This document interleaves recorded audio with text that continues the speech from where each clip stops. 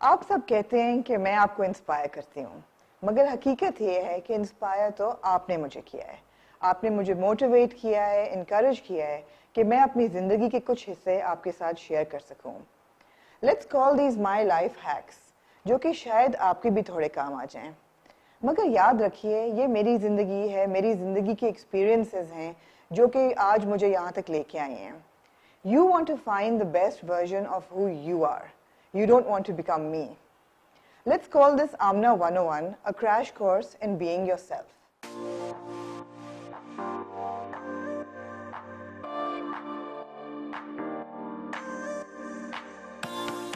In episode 1 today, we're going to talk about a subject which you all are very, very interested in. मुझे बहुत से खतूत आए, बहुत सी emails आई, बहुत से messages आए. How do we dress when we are overweight? It took me 46 years to get where I am today. और believe me, overweight होने के साथ की जर्नी बहुत आसान नहीं है, मगर इतनी मुश्किल भी नहीं जितनी हमने बना दी है। आइए देखते हैं how you can be the best version of who you are if you're a little overweight like I am. So guys, I've always been overweight and I've always loved clothes. But being an overweight or chubby teenager is not easy because you grow up on phrases, in fact a steady diet of phrases like इन कपड़ों में थोड़ी मोटी लग रही हो, अगर ये cut पहनोगी तो थोड़ा पतला लगोगी, दुपट्टा ऐसे करके ले लो, यहाँ से ये छुपा लो, ये जिस्म का हिस्सा ये छुपा लो. It takes the joy out of dressing up. आप शादियों पे जाएं, आपको डर होता है कि कोई कमेंट कोई आंटी पास ना कर दें. आप घर से निकलते हैं तो कोई घर वाला कोई ऐसा कमेंट ना पास कर दे. It shatters your confidence and it really gives you a lot of anguish. मुझे थोड़ा वक्त लगा, लेकिन कहीं लेट 20s में मैंने ये रियलाइज़ किया कि मुझे सिर्फ एक ही इंसान को खुश करना था और वो था मेरा अपना आप. So again, you dress for yourself and that is the best advice I can give you. You need to realize and recognize who you are. आपका अपना personal style क्या है और उस style के अंदर आपको अपनी best possible options देखनी है of dressing up.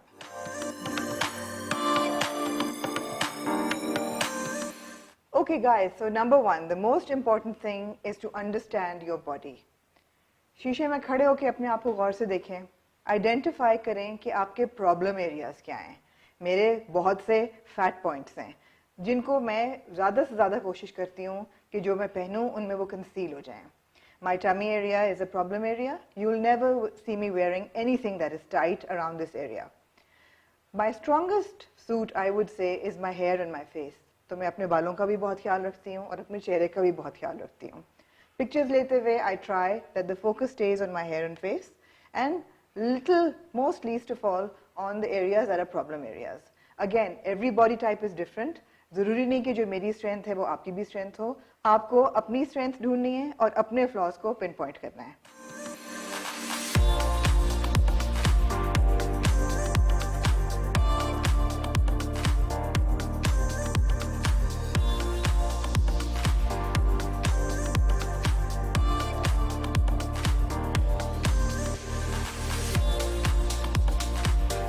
I cannot emphasize too much on this point कि आपने फंसे हुए कपड़े नहीं पहनने. Unless you're built like Marilyn Monroe and have a perfect hourglass figure, you don't want to wear tight clothes.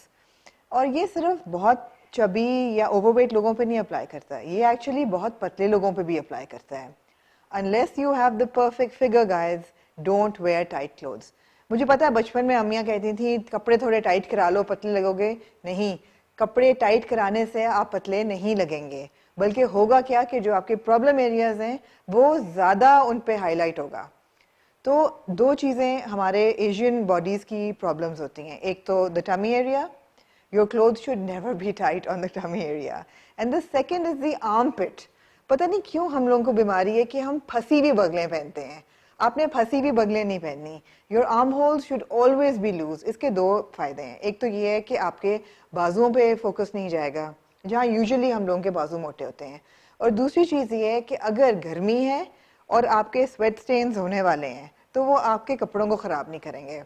So bottom line is no too tight clothes. Your clothes must be loose and airy, but remember loose हो लेकिन shapeless नहीं होने चाहिए.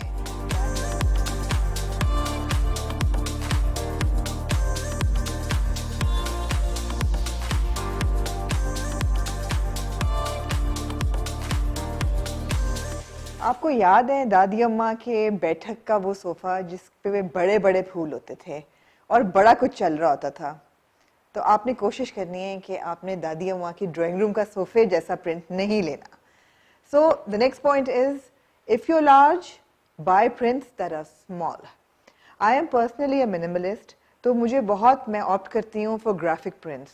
A lot of stripes, a lot of polka dots, stars, of course not the American flag, and I love birds. जैसे आप मेरे देखेंगे अक्सर ही मेरे scarves में birds होती हैं.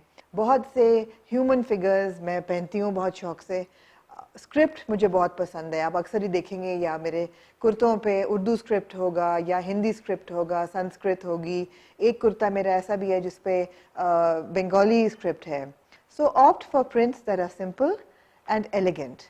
Avoid prints that are over the top and that will engulf you, because वो ऐसा लगेगा जैसे आपने प्रिंट नहीं पहना हुआ, प्रिंट ने आपको पहना हुआ है. सिर्फ कभी कभी दिल चाहता है कि बंदा थोड़ा सा OTT प्रिंट पहने, मतलब ओवर द टॉप. मगर वो अगर आपने स्टेटमेंट करना है, for example this gorgeous piece that I bought from Sania Maskatiya, one of her pieces from the New York collection. It's an over the top print. अगर कोई ऐसा प्रिंट हो जो कि स्टेटमेंट पीस हो, आप ज़रूर पहने. Make a statement, feel great about your self, but on a regular basis avoid दादी अम्मा sofa.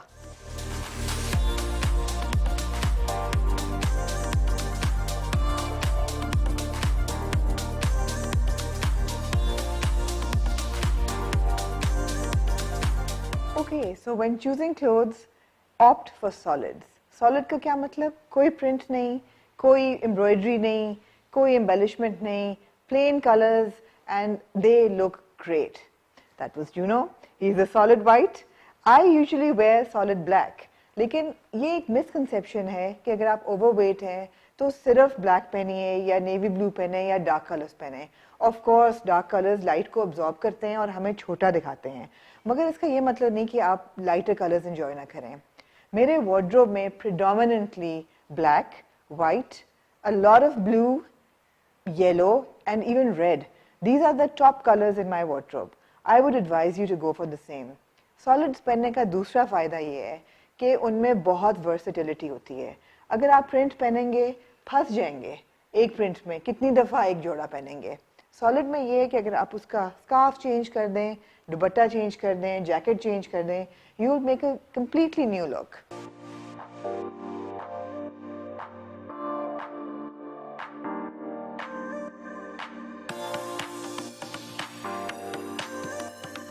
Next point, when choosing your lowers, मतलब आपकी शलवार, ट्राउजर, तंग pyjama, whatever you are wearing under your kameez, keep things as basic and as simple as possible, especially in everyday wear. मतलब आपके जो रोज़मर्रा के कपड़े हैं उनमें रंग बिरंगी शलवारें, एम्ब्रॉयडरी, पाइंचे जिस पे कढ़ाई हुई हो, उनको अवॉइड करें. क्यों? इसलिए कि कोई भी भारी शलवार होगी या ट्राउज़र होगा जिसके ऊपर एम्बेलिशमेंट है, वो आपके लेंथ को कट करेगा. लेंथ को कट करेगा तो आप और स्टंटेड लगेंगे. Personally, because I am also short, so I avoid any kind of print, any kind of dissection on my trouser. मेरे पास एक वार्डरोब है ऑफ स्टेपल्स, मतलब black trousers, white trousers, may be of white, navy blue, मगर बहुत ही neutral colours जो कि सब कपड़ों के साथ चले जाएं. Another thing is, when choosing your trousers, me for example, I always go for a very regular wide cut Marks and Spencer trouser, which is my staple, my go-to. मैं खुद भी जब मुल्क से बाहर जाती हूँ, कोई आ भी रहा होता है, मेरी लिस्ट तैयार होती है.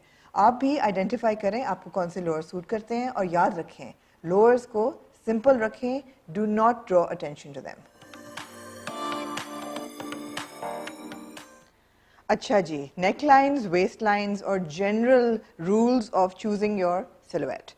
सो सबसे पहले नेक लाइन. हम लोगों को बड़ा शौक है जब हम कमीज सिलवाते हैं, कभी गोल गला, वी गला, कॉलर, चाइनीज कॉलर, बेतहाशा जो है हमारे पास चॉइसेस हैं. But for people who are slightly overweight, I would highly recommend an elongated neck line.